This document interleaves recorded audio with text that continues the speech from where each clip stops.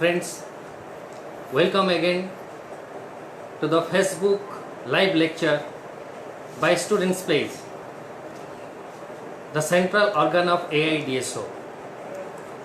In the name of Ray of Hope, we are organizing series of live lectures on different contemporary issues and social problems.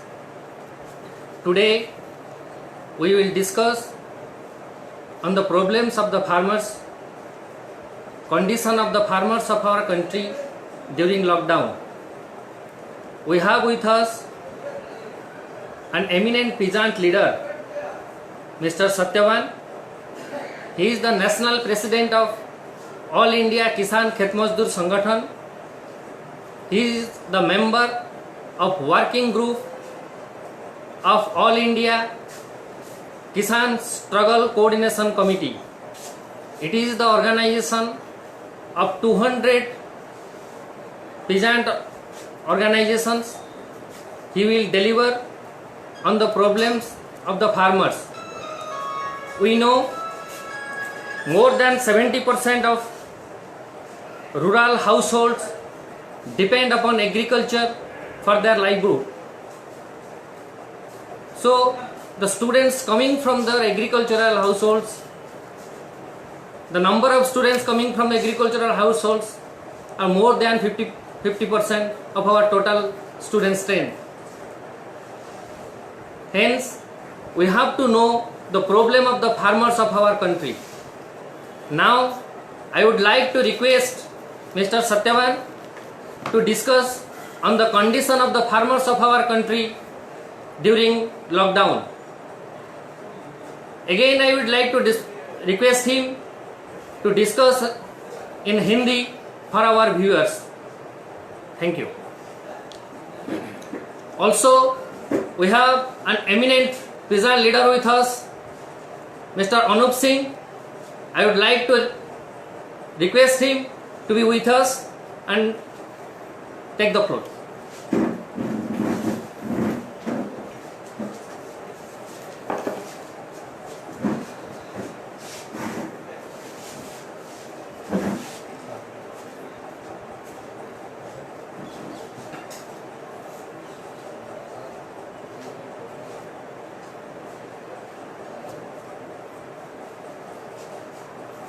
मेरे साथ हमारे संगठन all India किसान खेत मजदूर संगठन के all India vice president comrade Anoop Singh मेरे साथ हैं।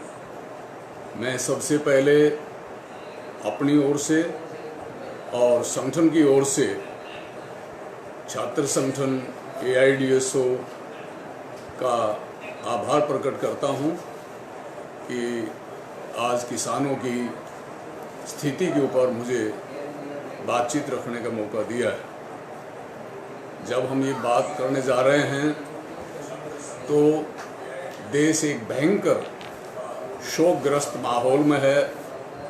सारी दुनिया भयावह स्थिति से जूझ रही है।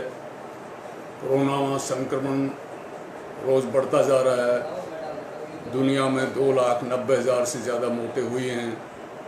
हमारे अपने देश में भी हमने 2,551 देशवासियों को खोया है। प्रवासी मजदूर बहुत ही दर्दनाक स्थिति में 400 से ज़्यादा राह चलते भूख से तरह तरह की समस्याओं से ग्रसित होकर औरंगाबाद जैसे रेल दुर्घटना, आज मध्य प्रदेश में भी बस दुर्घटना में मारे गए हैं। हमारे हिसार के हरियाणा में खाली पड़े रेलवे ट्रैक पर 3 छोटे बच्चों को एक रेल इंजन ने कुचल दिया। इस तरह से हम देखते हैं कि स्थिति बहुत ही भयावह है। 6 मई को हमारा संगठन AIKMS ने प्रधानमंत्री को जिस दिन ज्ञापन दिया था अपनी मांगों का, उस दिन सिर्फ 1500 मौत हिंदुस्तान में हुई थी, लेकिन आज 8-9 दिन के भीतर ही 2500 से पार हो गई। 66% वृद्धि हुई है। तो ये जो कोरोना की स्थिति थी, इससे निपटने के लिए हमारी सरकार ने जो करना चाहिए था वो नहीं किया। 15 लाख लोग विदेश से आए थे, अगर उनको ठीक से जांच की जाती तो कोरोना हमारे देश को छू भी नहीं सकता था और हम समस्या से मुक्त हो सकते थे। लेकिन ऐसा नहीं हुआ और लॉकडाउन भी अचानक थोप दिया गया। कोई तैयारी नहीं, कोई प्लानिंग नहीं। आपने 19 तारीख को प्रधानमंत्री जी ने घोषणा की थी जनता कर्फ्यू के नाम की। आप तभी कह सकते थे कि आप अपने को तैयार रखें, जो घर जाना चाहते हैं घर जाएं और बाकी का खाने पीने रहने का भरोसा दिया होता।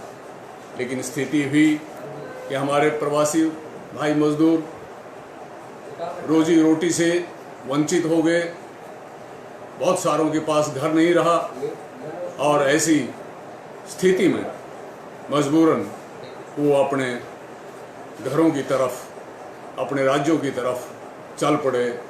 दिल्ली में जिस तरह से लाखों की संख्या में वो अपना रेलगाड़ी तलाशने के लिए पहुंचे और जो उनके साथ बर्ताव किया गया वो एक बहुत ही वेदनापूर्ण, दर्दनाक है।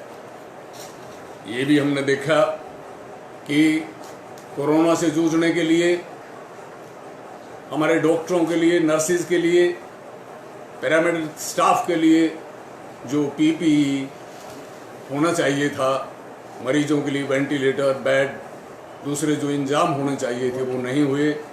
और लॉकडाउन पीरियड में उनके साथ जो बहुत तरह के हालात, विकट हालात रहे हैं, यहाँ तक कि आंगनबाड़ी और आशा वर्कर जो गांव में सेवा पर रही, देखने में आया कि पुलिस ने आशा वर्करों के साथ भी पिटाई की और प्रवासी मजदूरों को तो जिस तरह से रास्ते में पिटाई की है, उत्पीड़ित किया है, वो बहुत ही निंदा के लायक है और ये किसी भी सभ्य समाज में ये नहीं हो सकता। ये भी अजीब बात है कि लॉकडाउन के साथ ही तमाम पीएचसीज को, सीएचसीज को, जिला हॉस्पिटल्स को एक तरह से कोरोना पेशेंट के अलावा दूसरे पेशेंटों को देखने से वंचित कर दिया गया। यहाँ तक कि जो बड़े बड़े पीजीआई और दूसरे संस्थान थे, वहाँ भी अन्य बीमारियों के मरीजों के लिए अभी तक भी कोई खास उपाय नहीं है। तो ये जो स्थिति थी, ऊपर से प्रधानमंत्री जी लोगों का ध्यान बांटने के लिए और उनको बुद्धू बनाने के लिए कभी ताली थाली तो कभी ये कैंडल और टॉर्च और कभी हमारी सेना के द्वारा फूल बरसाने का जो ये किए, ये बहुत ही ये गलत एक प्रैक्टिस और लोगों को अकल पर पत्थर रखने के ये किया। प्रवासी मजदूर तुरंत डोमेस्टिक वर्कर, कुक, झाड़ू पोछा वाले, अभी तक भी उनको कोई सहायता नहीं मिली। वो बेरोजगार हो गए। फैक्ट्री वर्कर, कंस्ट्रक्शन के वर्कर, दूध या सब्जी बेचने वाले, हलवाई, दस्तकार, ऑटो चालक, टैक्सी चालक, हेयर कटिंग, हर तरह का जो ये असंगठित क्षेत्र का जो मजदूर था, यहाँ तक कि औद्योगिक मजदूर, ये सभी बुरी स्थिति में फंस गए। 12 करोड़ लोगों का रोजगार गया है और ये भी कि 2.3 करोड़ के करीब हमारे ऐसे नौजवान रोजगार से वंचित हैं जो 20 और 30 साल की उम्र के हैं। इसी बीच में मूल्य वृद्धि, डीजल, पेट्रोल आदि की मूल्य वृद्धि की गई है। यहाँ तक कि बस किराया हरियाणा जैसे राज्यों में बढ़ाया गया है और शराब के ऊपर सेस लगाया गया है और दवाई नहीं है, चाय नहीं है, दुकान नहीं है, दूसरे लोगों की कोई परवाह नहीं है। लेकिन एक तरफ कहा जाता है कि आप अपना इम्यूनिटी पावर बढ़ाओ, रोग निरोधक क्षमता बढ़ाओ, लेकिन दूसरी तरफ शराब पिलाकर उनकी सेहत को बर्बाद करने के लिए शराब के ठेके खोले जा रहे हैं। सरकारी नोटिफिकेशन किया गया था उपदेशात्मक सिर्फ कि आपका कोई वेतन नहीं काटेगा, आपको ड्यूटी से, रोजगार से नहीं हटाएगा। लेकिन देखने में क्या आया कि ये लागू नहीं किया गया।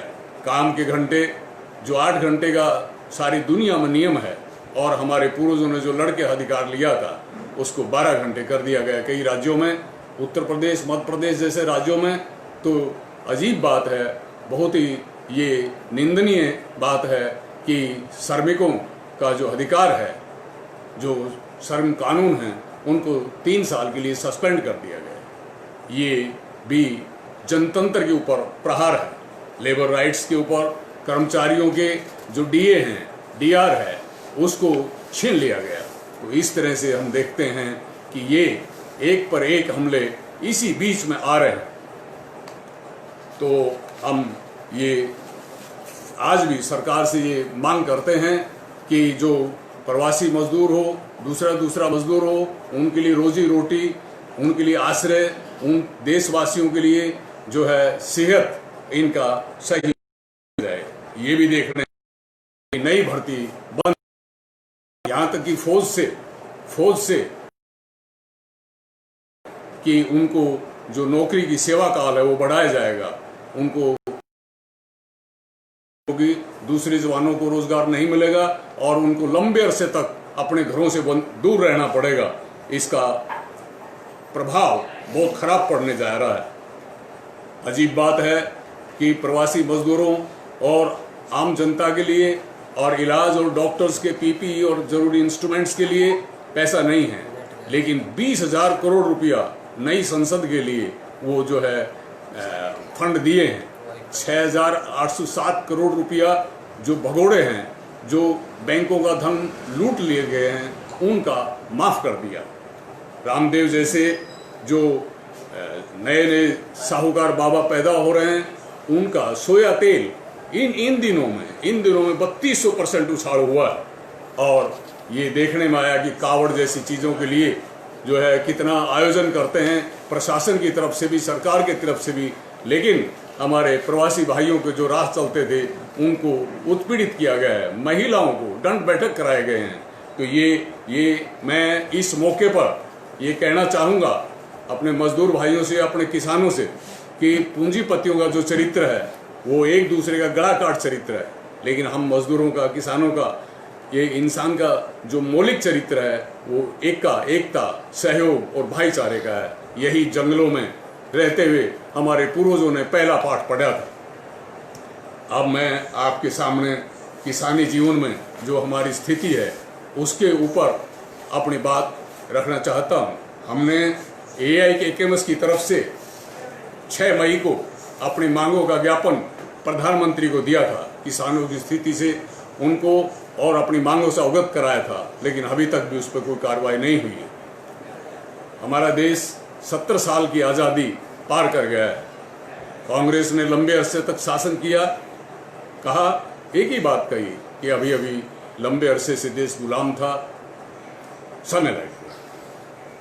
भाजपा आई, भाजपा कांग्रेस के 60 साल की दुहाई देती है, लेकिन 6 साल का शासन हो गया। वादा खिलाफी के अलावा कुछ नहीं किया है। महंगाई, बेरोजगारी, पुलिस अत्याचार और सबसे बड़ा न्याय का भी मखौल हो रहा है। कदम कदम पर भ्रष्टाचार है, वादा खिलाफी है। हमारा देश में जो असल तस्वीर है वो क्या है कि देश के चंद धन्ना सेठ सिर्फ 1% वो 73% संपदा के मालिक हैं। 80% के करीब लोग 2 टाइम का खाना जुटाना मुश्किल हो रहा है। ये 5 साल की जो उम्र के बच्चे हैं वो 68% कुपोषण का शिकार होकर मौत का निवाला बन जाते हैं। हमारे बहुत सारे शिशु 83%, 100 में से 83 बच्चे या तो जो उनका वजन कम होता है और वो मौत के मुंह में चले जाते हैं। हमारा 4 लाख किसान आत्महत्या कर चुका है। यूथ, स्टूडेंट्स ये भी अवसाद में, डिप्रेशन में आकर रोजगार और शिक्षा के अभाव में मौत को गले लगा रहे हैं। हमारी माँ बहनों की जो स्थिति है, क्राइम बढ़ रहे हैं। तो ये क्यों है, इसके पीछे क्या कारण है, इसकी जड़ क्या है, ये हमको देखनी पड़ेगी।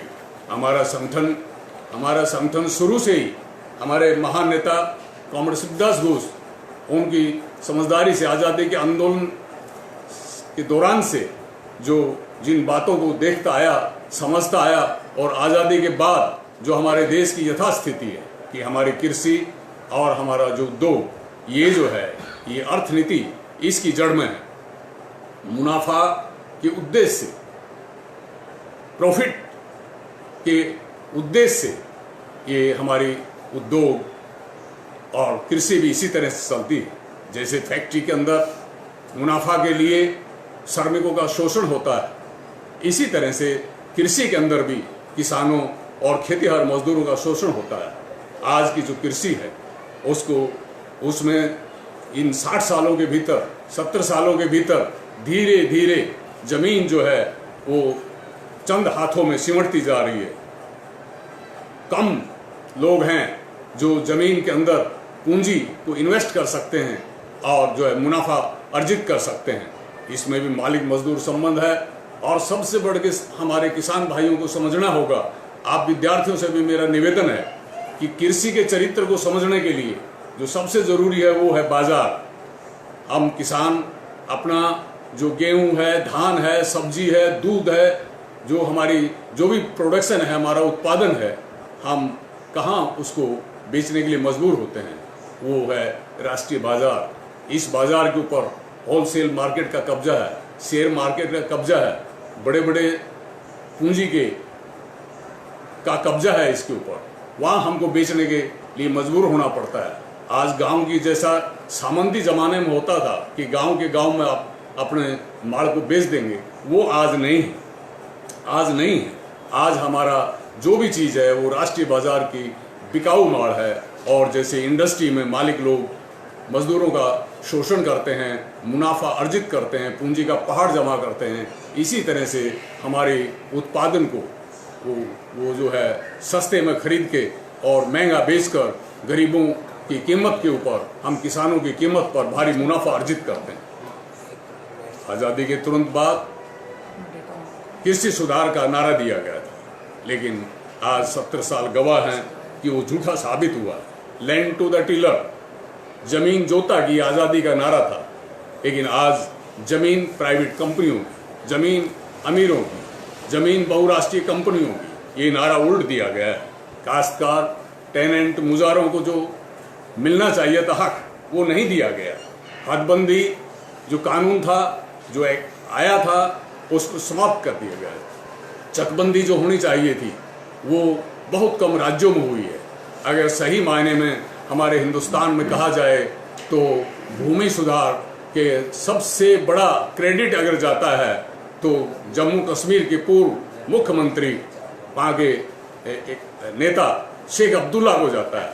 उन्होंने तमाम मुजारों को, तमाम भूमिहीनों को जो जमीन को जोतते थे, उनको जमीन का मालिक बनाया था।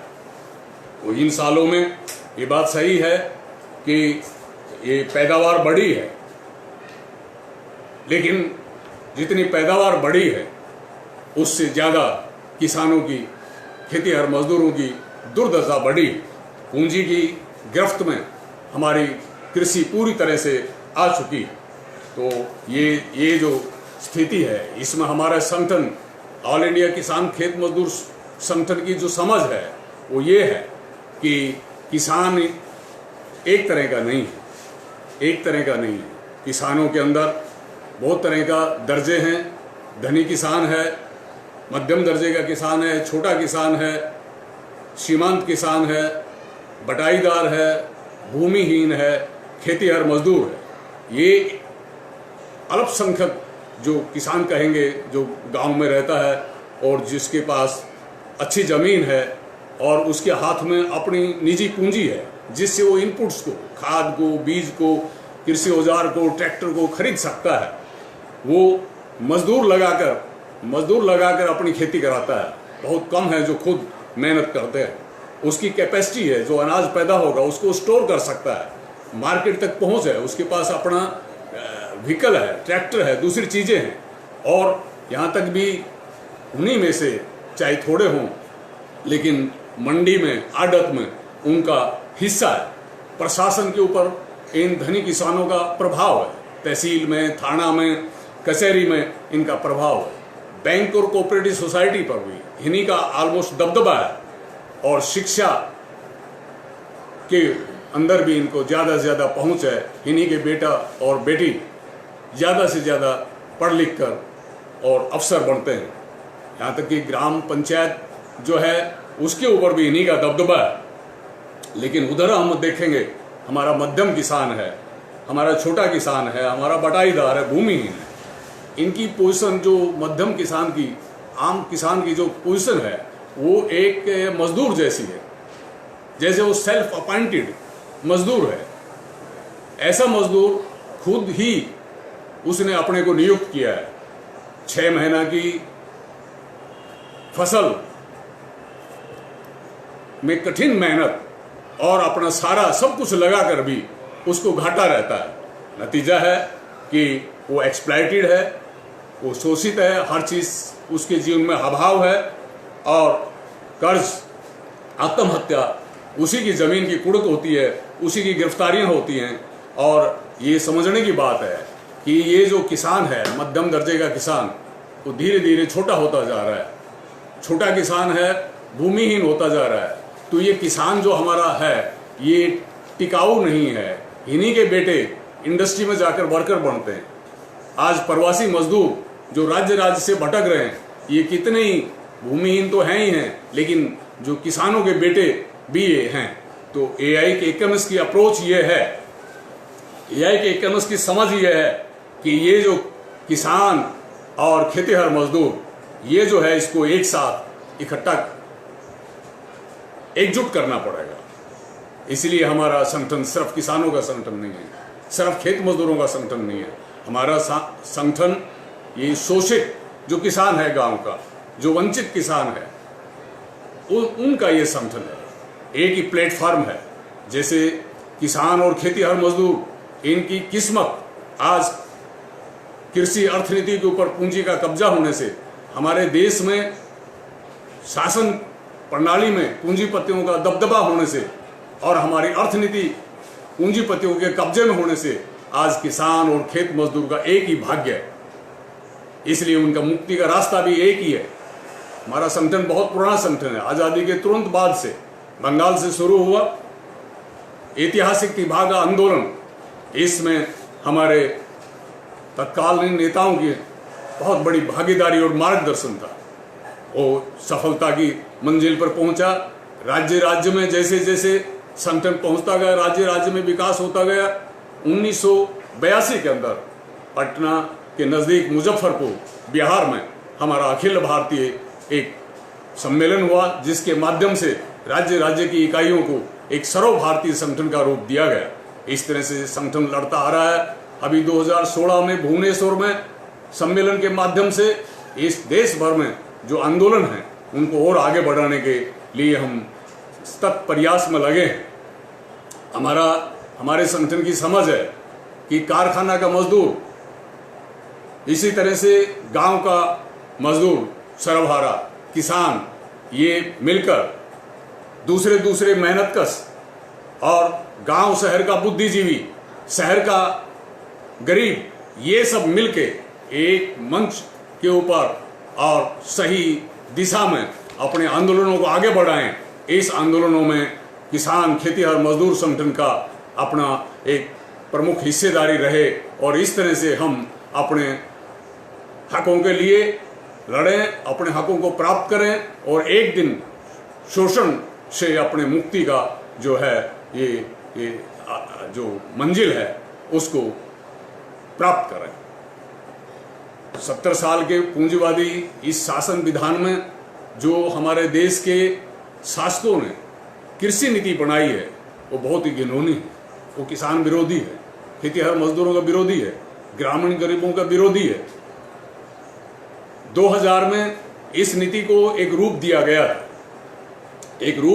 था। ये असल में 1991 में जो नई आर्थिक नीति आई थी, जिसमें बड़े पूंजीपतियों को सब कुछ देने का कार्यक्रम हमारे देश की सरकार की तरफ से लिया गया था, उसी का एक पार्ट है बीज। आज बीज किसान के हाथ से छीन लिया गया है। जो प्राइवेट कंपनियां हैं, देसी कंपनियां हैं, विदेशी कंपनियां हैं, देसी और विदेशी कंपनियां मिलकर बीज के ऊपर कब्जा कर चुकी हैं। पेटेंट कानूनों को बदल दिया गया है। हमारे जो कृषि विश्वविद्यालयों में जो किसानों के लिए, खाद के लिए, बीज के लिए जो रिसर्च होती थी, उस रिसर्च को फंड देना सरकारों ने बंद कर दिया। कंपनियों का करी कराई मल्टीनेशनल्स के जो रिसर्च हैं उन्हीं को उपयोग में लिया जा रहा है और सब कुछ बाजार को। ये जो नारा जब से दिया गया है, सब्सिडी हमारी खत्म कर दी गई, नतीजा है खाद पहले से महंगा है।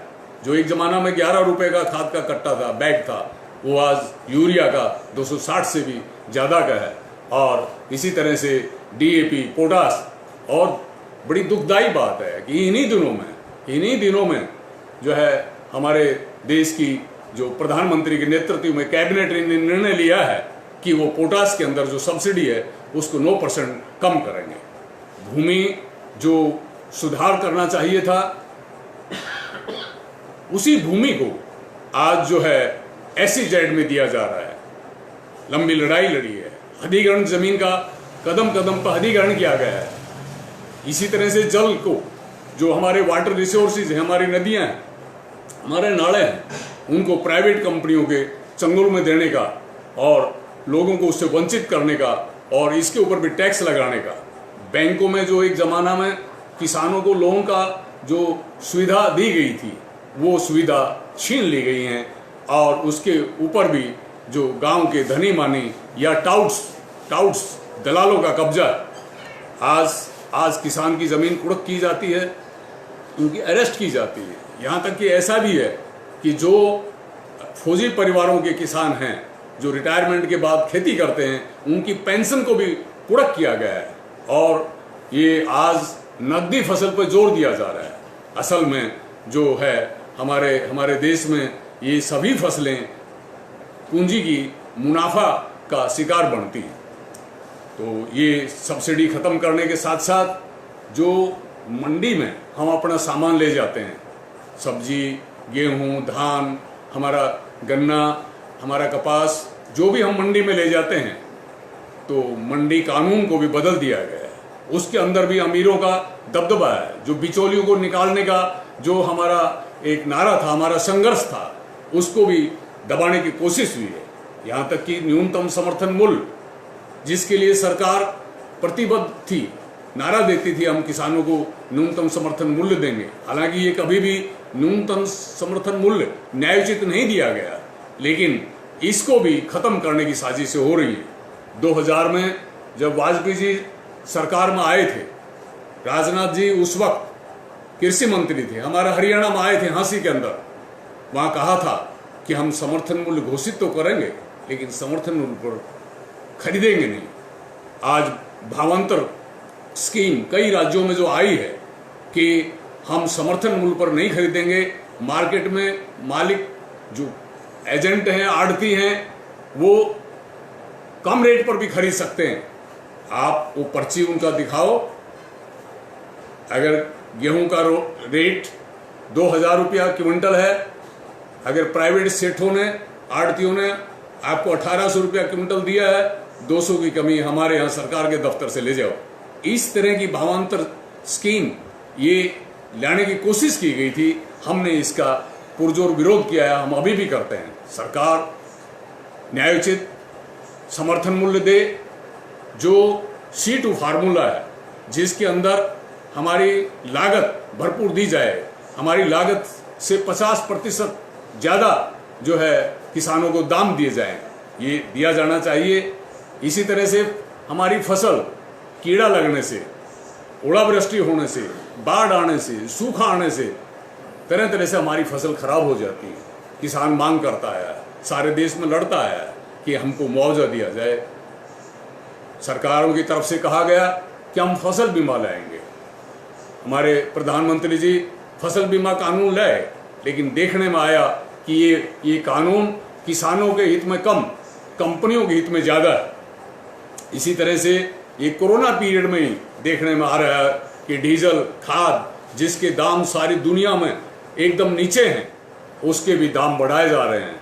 इन दामों को बढ़ाकर जो फायदा है वो प्राइवेट कंपनियों को, सरकारी तेल कंपनियों को और खुद सरकार ने, केंद्र और राज्यों ने उठाया है, लेकिन उपभोक्ता किसानों को इसका कोई लाभ नहीं दिया।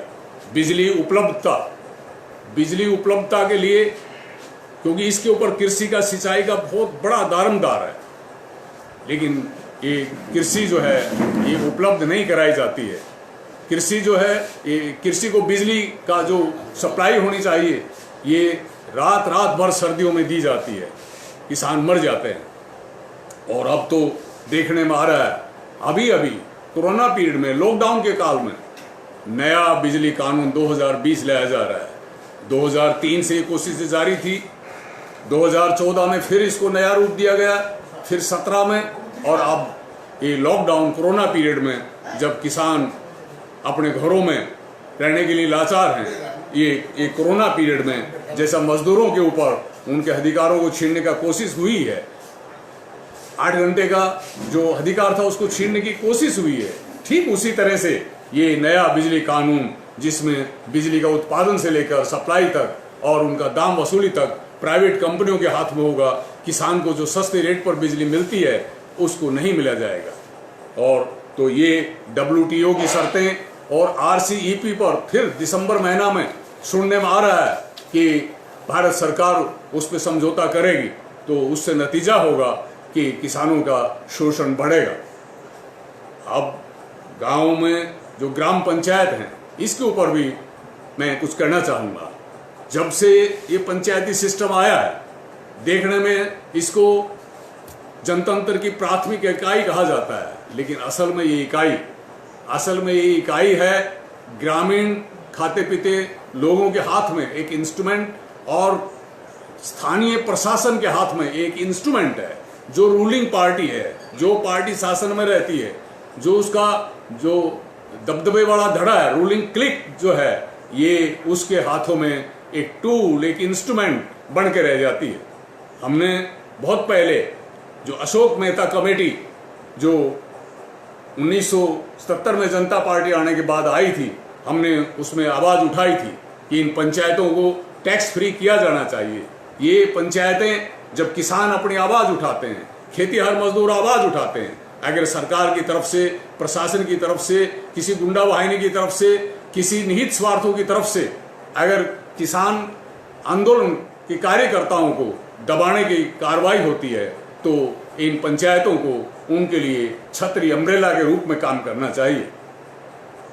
किसानों की मांगों के साथ साथ जो देहात का मजदूर है, उस देहात का मजदूर के लिए भी मनरेगा जैसी स्कीम, रोजगार के लिए जो आवाज उठाई गई थी, उसका भी ये नई सरकार आने के बाद में, बीजेपी सरकार आने के बाद में और भी दुर्गति हो गई है। जॉब कार्ड हैं लेकिन जॉब नहीं है, काम नहीं है। बेरोजगारी भत्ते का उसमें उपाय है, लेकिन बेरोजगारी भत्ता आज तक शायद ही देश में किसी को दिया गया हो। 100 दिन का काम, 200 दिन का काम, ये काम नहीं है। उसमें जो मजदूरी का रेट है वो चालू रेट जो गांव में है उस रेट से भी नीचे दिया जाता है। और भाई भतीजावाद है, भ्रष्टाचार है। लेकिन सबसे बढ़ के कि आज मनरेगा के तहत गांव के गरीबों को, गांव के गरीब किसानों को तो है ही नहीं, मजदूरों को काम नहीं है।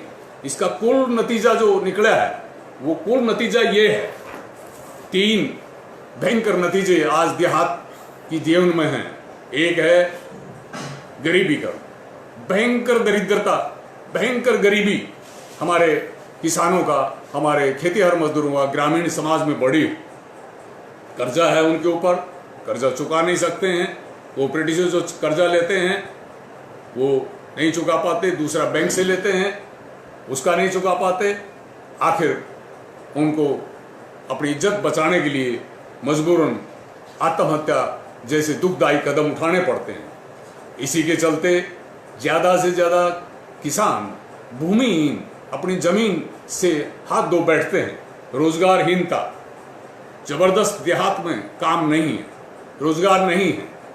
आज खेती वो काम नहीं दे सकती है, तो नतीजा क्या हो रहा है कि गांव से मजदूरों का पलायन, इस तरह से एक अस्थायीकरण, आबादी का, बहुत बड़ी आबादी को पलायन करने के लिए मजबूर होना पड़ रहा है शहरों की ओर। भूख और मौत को वो गले लगाकर, आश्रयहीन होकर कैसी कैसी स्थिति में ये रहते हैं। प्रवासी मजदूरों को जो आते हैं उनको कच्चे माल की तरह, जैसे इंडस्ट्री में, कपड़ा बनाने की फैक्ट्री में रुई, कपास को जैसे इस्तेमाल किया जाता है कच्चे माल के रूप में, गन्ने को चीनी मिल में कच्चे माल के रूप में इस्तेमाल किया जाता है। ठीक इसी तरह से आज इंडस्ट्री हो, खेती हो, दूसरे दूसरे कंस्ट्रक्शन के काम हो, ये प्रवासी मजदूर को कच्चे माल की तरह है। और इसीलिए हम देखने में आया कि आज जब ये प्रवासी मजदूर अपने घरों की तरफ आ रहा था तो इनके साथ जो दुर्व्यवहार, इनके साथ जो संकटपूर्ण स्थिति में इनको झोंका गया और मौत के मुंह में झोंका गया, 400 से ज़्यादा जो मजदूरों को ये जो मौत का गड्ढे में डाल दिया गया। सरकार ने अभी पैकेज की घोषणा की है, कोई पैकेज, एक शब्द भी हमारे प्रधानमंत्री जी 20-25 मिनट बोले, लेकिन एक भी शब्द 400 लोग जो जीवन देना पड़ा सरकार की गलत नीतियों के चलते, उनके परिवारों के लिए शोक संवेदना के लिए भी कहने की उनको जरूरत नहीं समझी, उनके लिए पैसा भी नहीं दिया, किसानों के लिए कोई उसके अंदर नहीं है। जबकि इस देश के बड़े पूंजीपतियों को फिक्की ने मांग की थी 9-10 लाख करोड़ रुपया देने की, CIA ने मांग की थी 14-15 लाख करोड़ रुपया देने की। मोदी जी उनके ऊपर गदगद हो गए, उनको 20 लाख करोड़ रुपया दे दिया, लेकिन हमारे मजदूरों को एक पैसा भी नहीं दिया। भूख से जो व्याकुल है, जो किसान कर्ज में डूबा हुआ है, जिसकी फसल के सही दाम नहीं मिलते हैं, इस कोरोना पीरियड में, लॉकडाउन पीरियड में भी मंडियों में देखने में आया अनेकों जगह, अनेक राज्यों में कि उनकी फसल के खरीद ठीक नहीं हुई। ये भी देखने में आया कि जब किसान अपने खेतों की ओर आ रहे थे फसल के काम के लिए, कृषि कामों के लिए, तो पुलिस ने कई जगह उनकी पिटाई भी की, उनको आने नहीं दिया गया। तो ऐसी ये जो स्थिति है, हमारा संगठन AIKMS एक ही बात के लिए खड़ा है, हमारा एक ही लक्ष्य है कि आंदोलन के माध्यम से, क्योंकि जो विधानसभाओं में जाते हैं, लोकसभा में जाते हैं, सरकारें बदलती हैं, पार्टियां भी, सत्ताधारी पार्टियां भी बदली हैं, नेता, मंत्री, प्रधानमंत्री भी बदले हैं, लेकिन देश के किसान, गरीब किसानों का, खेतीहर मजदूरों की स्थिति में बदलाव तो आया ही नहीं और भी दुर्दशा में वो फंसे हैं। तो ऐसी स्थिति में हमारा संगठन का एक ही लक्ष्य, एक ही नारा है कि हम उनके हकों को रक्षा के लिए, उनको राहत के लिए और एक दिन उनको शोषण से छुटकारा के लिए हम उनको वाणी दें, उनको संगठित करें, उनको सिर्फ आर्थिक मांगों के लिए नहीं, बल्कि जो गलत रीति रिवाज है, देश प्रथा है, गलत मनोवृत्ति है, डब्बूपन है, इससे बाहर लाकर, जात पात और अंधविश्वासों से बाहर लाकर उसके अंदर नई राजनीतिक चेतना का सृजन करें और उनका जो हक है, मुक्ति है, कर्ज मुक्ति है और शोषण से जो मुक्ति है, उस शोषण से मुक्ति के लिए संघर्ष को उठाएं। मैंने बताया कि ऐतिहासिक तिभागा आंदोलन से शुरू करके भूमि अधिग्रहण आंदोलन में अनेक राज्यों में, हरियाणा में, सिर्फ पश्चिमी बंगाल में सिंगूर और नंदीग्राम ऐतिहासिक आंदोलन जैसे हुए, ऐसे हरियाणा में जो SEZ गुड़गांव, झज्जर में 2 बार जिसको स्थापित करने की कोशिश दादन कांग्रेस सरकार ने की थी, हमारा संगठन ने की पहल पर, हमारे संगठन के मेरे बगल में बैठे हैं कामड़ अनूप सिंह, संघर्ष कमेटी का गठन हुआ, जिस संघर्ष कमेटी के बदौलत संघर्ष चलाया गया। इनके ऊपर और दूसरे नेताओं के ऊपर इरादा कत्ल के झूठे केस लगाए गए, लेकिन आखिर तक जो रिलायंस का SEZ बनना था, उस जमीन को बचाने में सफल हुए। तो इस तरह से हम ज्वाइंट मूवमेंट चाहते हैं। हमारा संगठन आज भी देश के चप्पा चप्पा में नहीं है, कई राज्यों में हम शक्तिशाली हैं, कई राज्यों में, अनेकों जिलों में, गांव में हमारा अच्छा संगठन है। हम किसानों को, खेतीहर मजदूरों की मांग को भी लड़ते हैं, कहीं कहीं जीत में भी बदलते हैं, लेकिन फिर भी अभी सारे देश में हम समान रूप से ताकतवर नहीं हैं। हम महसूस करते हैं कि जो हमला चारों तरफ से हो रहा है, एक पर एक हो रहा है, हर रोज हो रहा है, उसको रोकने के लिए दूसरे संगठनों के साथ भी मिलकर किया जाए। लेकिन ये भी एक अजीब बात है, जो किसानों के नाम से नेता रहे हैं और किसानों के नाम से गद्दीधारी भी बने, मुख्यमंत्री भी बने, केंद्र में भी मंत्री बने, जो अपने आप को किसानों का कहते रहे हैं, उन्होंने कभी किसान संगठन को प्रोत्साहन तो दिया ही नहीं। किसान आंदोलन को दबाने की कोशिश ही हुई है। हमारे जो BKU जैसे जो संगठन हुए हैं, जरूर उन्होंने किसानों के नाम पर आवाज उठाई है, लेकिन साथ के साथ उन्होंने गैर राजनीतिक का जो नारा दिया, उससे जो शासक पार्टियों के हाथों के वो खिलौने बन के रह गए। हम जहां खुद ताकतवर नहीं है, हमारे संगठन की ये समझ है। हमारे दिवंगत महान नेता कामसिंह दास घोष ने समझाया था कि जो पीड़ित किसान हैं, जो प्रभावित किसान हैं, जो किसान और खेत अरे मजदूर जो समस्या से ग्रसित हैं, गांव के स्तर पर, इलाका के स्तर पर उनकी संघर्ष कमेटी बनाई जाए। उन संघर्ष कमेटियों के माध्यम से उनकी आवाज को बुलंद किया जाए, उनके संघर्ष को उठाया जाए। ऐसे अनेकों संघर्षों के माध्यम से नंदीग्राम, सिंगूर, हरियाणा में भूमि अधिग्रहण के मामले में मोदी सरकार जो 2013 का भूमि अधिग्रहण कानून था, उसके जो कुछ किसान पक्षीय जो प्रावधान थे, उनको खत्म करने की जब कोशिश की गई, तो देश स्तर के ऊपर भूमि अधिकार आंदोलन एक बड़ा ऑर्गेनाइजेशन बनाया गया। दिल्ली में, राज्यों में एक पर एक प्रदर्शन हुए। एक वक्त अन्ना हजारे जी भी उसमें आए थे, और उस आंदोलन की सफलता थी कि 4 बार जो अध्यादेश प्रधानमंत्री मोदी जी लाए थे, उसको वापस लेना पड़ा। आज भी ऑल इंडिया किसान struggle coordination committee, Akhil Bharatiya किसान संघर्ष समन्वय से 200 से ज्यादा किसान संगठनों का एक मोर्चा है। इस मोर्चे के सिर्फ 2 ही मुद्दे हैं, कर्जा मुक्ति और किसानों को उनका उचित लाभकारी दाम 50% लागत से ज्यादा। हालांकि इसमें जो संगठन हैं वो बड़े धनी किसानों के भी संगठन हैं, इसमें वामपंथी विचारधारा के संगठन भी हैं, गैर वामपंथी विचारधारा के भी हैं, इसमें NGOs भी हैं। लेकिन ये संगठन पिछले 2 साल से अपने इन 2 मुद्दों को लेकर लड़ता आ रहा है। यहां भी हमारा कहना है, इस प्लेटफॉर्म से इन 2 मुद्दों को पक्ष में कानून बनाने की जो है आवाज उठाई जा रही है। हमारा यहाँ AIKMS का स्पष्ट है कि कानून बने, लेकिन साथ ही देश भर में एक जोरदार आंदोलन की लहर खड़ी हो। आंदोलन के बिना ये अनुभव की बात है। 70 सालों में ये अनुभव हमारे संगठन का है कि जब जायज से जायज मांग हो, जायज से जायज बात हो, जब तक नीचे से लोगों की आवाज को ताकतवर बनाकर उठाया नहीं जाता, तब तक ना प्रशासन और ना ही सरकार सुनती है। इसलिए हम सारा देश में खेतीहर मजदूरों और किसानों का एक ताकतवर संगठन के निर्माण में हैं। हम उनका जोरदार देशव्यापी आंदोलन खड़े करने के संघर्ष में जुटे हैं। इसके लिए बहुत जरूरी है कि गांव स्तर पर गांव के शोषित किसानों की और खेतीहर मजदूरों की अपनी एक साझी गांव कमेटी हो। वो गांव कमेटी अपने स्थानीय मुद्दों को चुने और वो एक सही समझदारी से कौन दोस्त है, कौन उनका विरोधी है, इसको सामने रखते हुए और अपने आंदोलनों को खड़ा करें। इस आंदोलन को आगे बढ़ाने के लिए उनके अंदर सही समझ होनी चाहिए।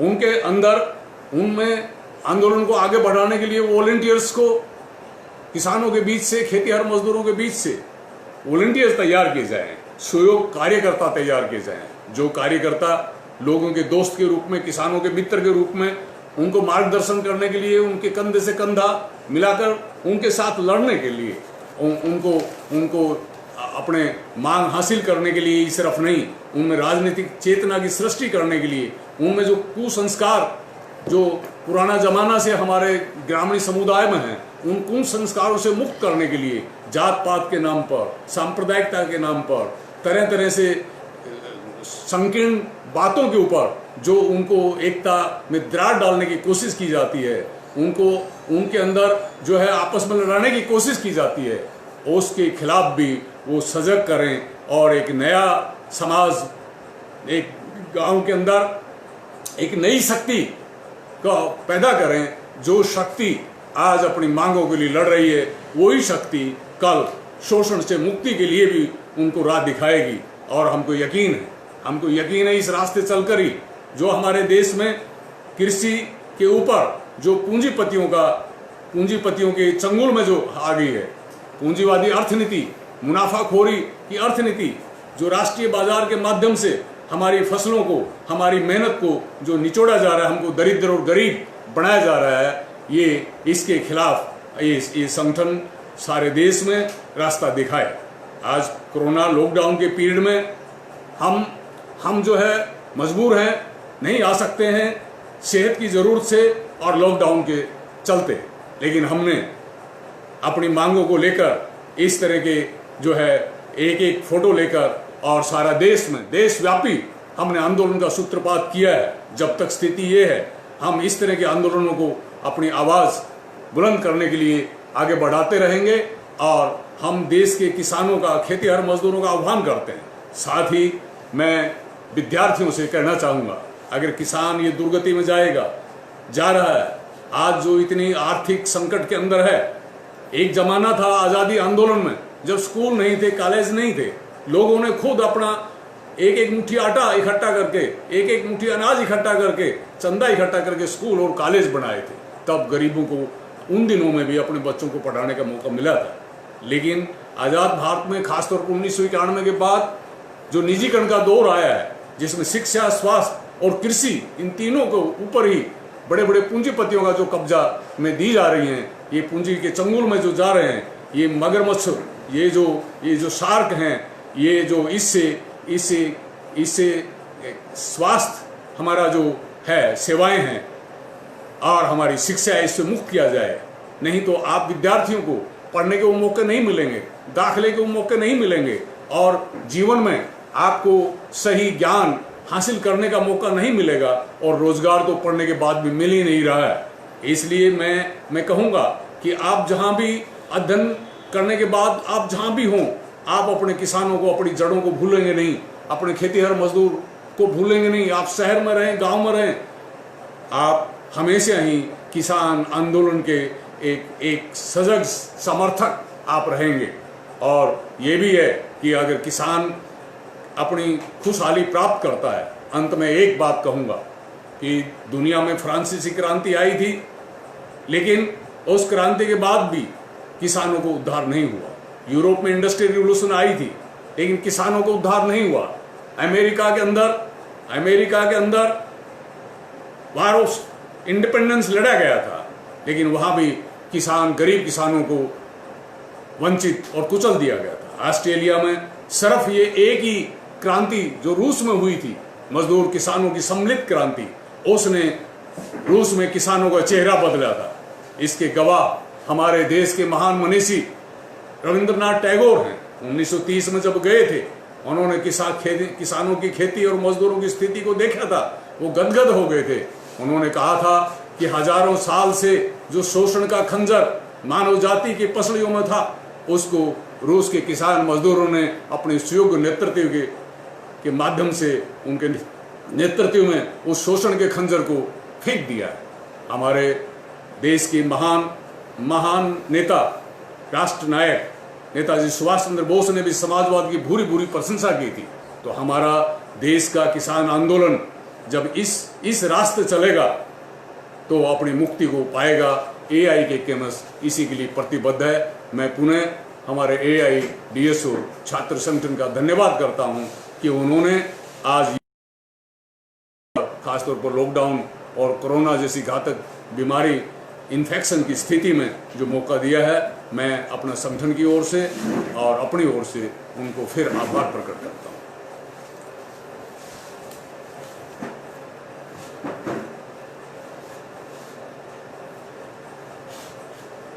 Thank you, Satyavan ji, for your participation in this Facebook live lecture series organized by Students Place. Our next live lecture series will be held on 19th May at 7 p.m. on condition of migrant workers of our country. Eminent leader of the working class, working people, Mr. Radhakrishnan. He will deliver his talk on this topic. We would like to request all of our viewers, to the students, youth in particular, and common people in general, to like our page, Students Place, and follow and share also. Thank you.